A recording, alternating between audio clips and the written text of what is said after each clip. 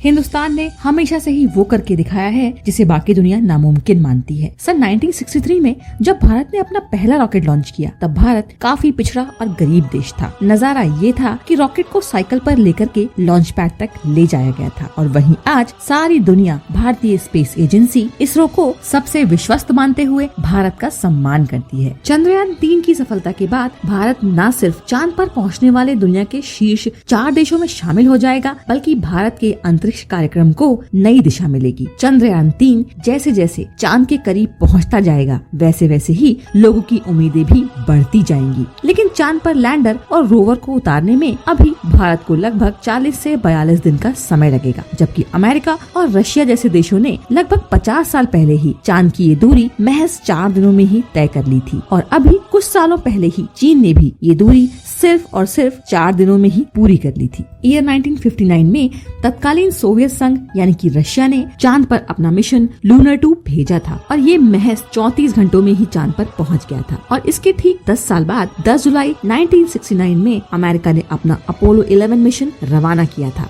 और ये पहला मौका था जब चांद पर इंसान उतरा था और इस मिशन को चांद पर पहुँचने में सिर्फ और सिर्फ 4 दिन 6 घंटे और 45 मिनट का समय लगा। चांद पर पहुँचने में चीन के चैंगी 1 को महज 4 दिन और 12 घंटे लगे थे और अगर हम बात करें हमारे चंद्रयान 3 की तो इसे चांद पर पहुंचने में 40 से 42 दिन का समय लगेगा। आइए जानते हैं कि इसके पीछे की वजह क्या है। चंद्रयान 1 और चंद्रयान 2 लॉन्च करने के बाद भारत ने अब चंद्रयान 3 श्रीहरिकोटा के doctor Satish Dhawan space centre से लॉन्च किया है और अगर भारत को इस मिशन में सफलता मिलती है तो भारत रशिया, अमेरिका और चीन के बाद ऐसा करने वाला चौथा देश बन जाएगा। चंद्रयान 3 को इतना समय क्यों लगेगा? इसका जवाब रॉकेट की डिजाइनिंग, उसमें खर्च होने वाले फ्यूल और चंद्रयान की स्पीड में छिपा है। अगर चंद्रयान को कम समय में चंद्रमा की सतह पर उतारना हो तो रॉकेट की तेज स्पीड और सीधा प्रक्षेपण पथ यानी कि रास्ता तय करना होता है और इसीलिए अपोलो 11 की लॉन्चिंग के लिए नासा ने सैटर्न बी का इस्तेमाल किया था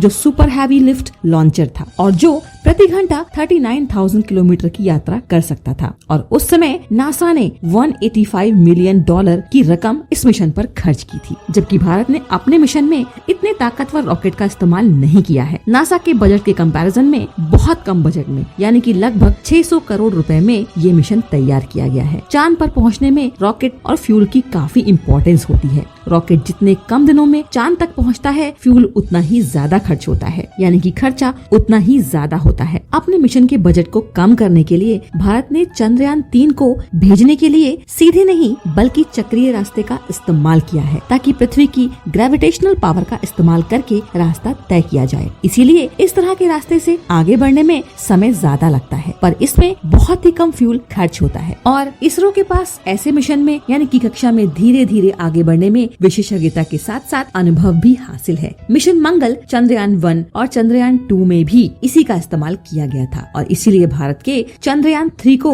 चांद की सतह पर उतरने में लगभग 40 से 42 दिन का समय लग सकता है। कहा ये भी जा रहा है कि चंद्रयान 3 का रोबोटिक उपकरण 24 अगस्त को चांद के उस हिस्से पर उतर सकता है जहां अभी तक किसी भी देश का कोई भी अभियान नहीं पहुंचा है। पहले की तुलना में चंद्रयान 3 का लैंडर मजबूत पहियों के साथ 40 गुना बड़े इलाके में उतरेगा। इसरो के पास इतना शक्तिशाली रॉकेट अभी नहीं है जो चंद्रयान 3 को सीधे चांद के रास्ते पर भेज दे। चंद्रयान 3 के इस मिशन में हमारे देश के वैज्ञानिकों की वर्षों की मेहनत, उनकी लगन, उनका समर्पण और वर्षों की उनकी प्रतिबद्धता जुड़ी हुई है। यह मिशन सफल हो इसके लिए इसरो की पूरी टीम को हम सभी भारतवासियों की ओर से हार्दिक शुभकामनाएं। अगर आपने अभी तक हमारे चैनल को सब्सक्राइब नहीं किया है तो प्लीज सब्सक्राइब कीजिए और बेल आइकन को दबाइए ताकि आपको हमारे आने वाले वीडियोस की नोटिफिकेशन टाइमली मिल सके।